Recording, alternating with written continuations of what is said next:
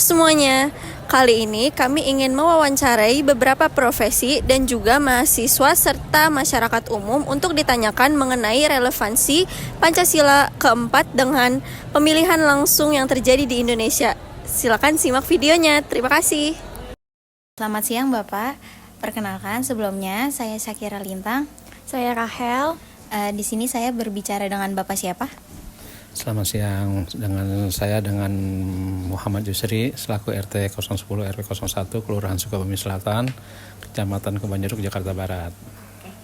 Sebelumnya di sini kita mau wawancara Bapak. Saya ingin bertanya, menurut Bapak, apakah sistem pemilihan langsung masih sesuai dengan sila keempat Pancasila? Menurut saya pemilihan pemilu tahun kemarin ya, tahun 2024 ya, 2024 itu sudah hampir mendekati dengan sila keempat. Apa kelebihan pemilihan langsung dibanding sistem lainnya? Dengan pemilihan langsung itu kita dapat langsung bertahu calon siapa yang kita pilih, tahu dengan poster-poster atau biografinya kita akan tahu sendiri, dibandingkan dengan tidak langsung. Kalau tidak langsung kan kita tidak melihat siapa calon kita. Apa tantangan terbesar dalam pelaksanaan pemilu saat ini? Tantangan terbesarnya kemungkinan itu dikit sih ya. Tantangannya cuman hanya dengan begitu banyak birokrasinya. Persyaratannya saya rasa sudah cukup dengan masyarakat jadi ikut andil semua di dalam pemilihan secara langsung itu. Menurut Bapak, apa yang perlu diperbaiki agar pemilu lebih baik? Yang tadi saya bilang itu kalau bisa yang secara langsung ya tetap dilaksanakan secara langsung, dan harus diperbaiki dari segi netralnya daripada KPU. Mungkin segitu aja pertanyaannya. Saya terima kasih. Mari Pak. Saya Sabrina. Nama saya Mutiara Zakira. Di sini kami sedang bersama-sama siapa? Perkenalkan, nama saya Amirah Dwi Hairunisa. Kita kasih pertanyaannya. Yang pertama, menurut kamu apakah pemilihan langsung masih relevan dengan sila keempat Pancasila?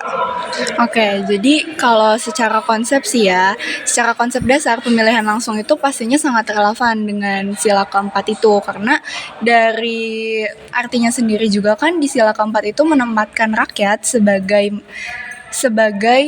pemilik sah kekuasaan negara gitu. Jadi pemilihan langsung yang sesuai dengan konsep sila keempat itu ya bentuk murni dari kedaulatan rakyat gitu, demokrasi sesuai dengan pemerintahan di Indonesia. Tapi kan realitanya kalau yang terjadi di Indonesia akhir-akhir ini, masalah utamanya tuh kan bukan pada konsep sila keempat yang udah nggak relevan lagi sama pemilihan langsung, tapi justru hilangnya nilai sila keempat ini dalam pemilihan langsung. Maksudnya gimana? Contoh kayak pemilu itu, kita kan hari ini akhir-akhir ini seringkali kejebak sama lingkaran politik uang, atau cuma fokus sama pencitraan yang ada di luar doang, atau pencitraan di media sosial gitu. Jadi masyarakat cenderung memilih bukan karena berkualitas, tapi karena materi yang sifatnya cuma sementara mungkin. Jadi secara kesimpulannya, secara konseptual pastinya masih sangat relevan dengan sila keempat, tapi implikasi di realitanya itu menjauh dari nilai Pancasila. Oke, terus yang kedua, menurut kamu apakah suara satu orang bisa memengaruhi hasil pemilu? Menurut saya itu jelas sangat berpengaruh. Jadi mungkin secara matematis itu mungkin cuma kelihatan kayak angka, tapi secara esensi itu tuh bisa lebih dari itu, karena kan satu suara itu tetap menjadi bukti sah kalau kita tuh punya hak kan gitu. Nah contohnya tuh kayak akhir-akhir ini kan banyak banget politik pencitraan nih di media sosial gitu. Banyak orang mendadak memilih kandidat cuma karena lagi FYP atau lagi viral atau lagi seru kelihatannya kontennya di FYP kita gitu, tanpa tahu rekam jejak aslinya tuh kayak gimana. Jadi kenapa satu suara itu penting menurut saya? Karena satu orang yang kritis itu bisa jadi pemutus siklus orang-orang yang terpapar pengaruh pencitraan politik di media sosial. Ketika satu orang itu memutuskan untuk mengedukasi dirinya, berpikir secara rasional dan milih pakai akal sehat mereka gitu, maka satu orang kritis itu bisa mempengaruhi circle-nya. Terus circle-nya juga akan mempengaruhi lingkungan yang lebih luas lagi. Sampai akhirnya itu jadi satu orang dengan masif yang besar gitu. Oleh karena itu, kenapa satu suara aja tuh berpengaruh menurut saya. Baik, pertanyaan yang ketiga, apa sih tantangan yang dihadapi anak muda dalam mengikuti pemilu? Ini sebenarnya balik lagi, tantangan anak muda dalam mengikuti pemilu tuh pada zaman sekarang tuh balik lagi ke yang tadi kita bahas sebelumnya, yaitu media sosial ya. Terutama kalau kita kaitkan dengan era digitalisasi gitu sekarang. Di zaman modern ini kan tantangan anak muda tuh bukan lagi kita sulit untuk cari informasi ya, tapi justru karena terlalu banyak informasi yang pada akhirnya tuh kita olah dengan baik atau kita pilih secara bijak gitu faktanya. Jadi kita setiap hari digempur sama algoritma TikTok gitu atau enggak tren-tren viral hingga visual-visual estetik yang diupload di sosial media sama para politikus gitu. Masalahnya di ruang digital yang serba cepat ini kan konten-konten hiburan tersebut tuh seringkali menenggelamkan isu-isu krusial yang justru tuh isu-isu yang sesungguhnya gitu. Sehingga jadi kita tuh kesulitan membedakan mana yang benar-benar punya visi misi, yang punya isi beneran atau cuma pencitraan. Jadi kesimpulannya tantangan besar bagi anak muda itu pastinya bagaimana kita bisa memanfaatkan digitalisasi itu secara bijak. Jadi kita harus menyaring informasi, terus harus pilih-pilih itu tuh gimmick atau beneran isinya gitu. Lalu selanjutnya, apa harapan kamu untuk demokrasi di Indonesia ke depannya? Harapan saya adalah ingin melihat demokrasi di Indonesia itu menjadi demokrasi yang lebih cerdas gitu. Intinya di mana kita harus bergeser dari demokrasi yang sekarang banyak manipulasi politiknya menuju demokrasi yang digerakkan oleh data yang akurat, logika dan juga gagasan yang kuat dari diri kita sendiri. Saya ingin melihat masyarakat yang gak mudah disetir sama algoritma media sosial. Terus gimana pun juga kita butuh pemimpin yang naik karena isi kepalanya gitu. Dan sehingga demokrasi yang cerdas itu pastinya adalah demokrasi yang memberikan kita rasa aman warganya untuk berpikir kritis. Oleh karena itu demokrasi cerdas yang ingin saya lihat ke depannya.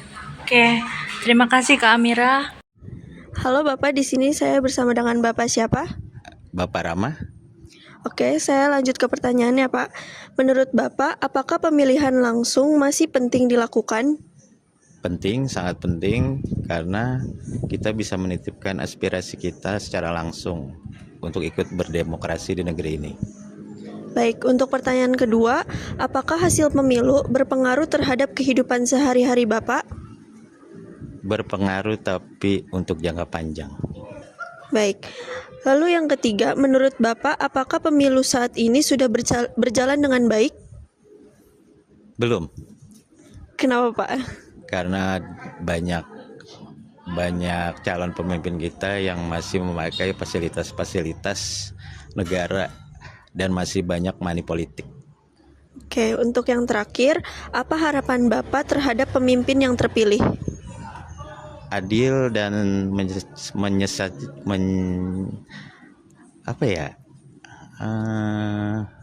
ya adil lah, pokoknya adil, memimpin dengan baik kebijakannya untuk masyarakat. Oke, terima kasih Bapak. Selamat pagi Ibu. Sebelumnya saya bersama Ibu siapa? Bu Heni. Di sini kami ingin bertanya kepada Ibu. Menurut Ibu, apakah sistem pemilihan langsung masih sesuai dengan sila keempat Pancasila?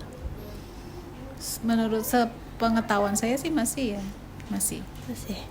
Mengapa masyarakat perlu memahami nilai demokrasi dalam Pancasila? Karena demokrasi itu kan sepertinya jiwa dari masyarakat Indonesia ya, yang mengedepankan diskusi, mengedepankan manfaat bersama, bisa saling memberikan usulan pendapat dan bagaimana bisa mentoleransi perbedaan pendapat, sehingga penting bagi masyarakat untuk memahami, bahkan sebenarnya sudah banyak yang paham ya tentang nilai-nilai demokrasi. Lalu, apa peran pendidikan dalam meningkatkan kualitas demokrasi? Kalau pendidikan itu penting karena pendidikan itu kan dimulai dari kecil ya, dimulai dari awal, sehingga demokrasi itu mulai bukan hanya dari lingkungan keluarga tapi juga dari wilayah pendidikan, sehingga terbiasa ya, masyarakat terbiasa mengenai nilai demokrasi, bukan hanya dicontohkan dari keluarga tapi juga di lingkungan pendidikan. Oke. Yang terakhir, apa pesan Ibu untuk generasi muda dalam menghadapi pemilu? Gunakanlah hak pilih Anda sesuai dengan preferensi Anda, atau dengan tapi memperkedepankan riset juga ya, bukan hanya memilih tanpa melihat siapa calonnya, tanpa melihat rencana visi misi ke depannya seperti apa ya. Jadi selektif tetapi disertai dengan riset yang baik ya, dan sesuai dengan preferensi atau hati nurani kalian. Baik, terima kasih Ibu atas jawabannya. Selamat malam, saya berbicara dengan Bapak siapa? Bapak Samsul. Oke, di sini saya izin bertanya sama Bapak, apakah pemilihan langsung masih relevan dengan nilai sila keempat? Ya masih, karena rakyat bisa langsung memilih pemimpinnya. Oke, bagaimana pendapat tentang pentingnya netralitas ASN saat pemilu? Penting supaya ASN tetap adil, profesional, dan tidak memihak. Oke, apakah pemilu langsung sudah mencerminkan suara rakyat? Menurut saya sudah, asalkan pemilunya jujur dan adil. Harapan Bapak untuk pelaksanaan pemilu ke depannya apa? Semoga pemilu makin jujur, damai, dan menghasilkan pemimpin yang baik. Oke, baik. Terima kasih. Sama-sama.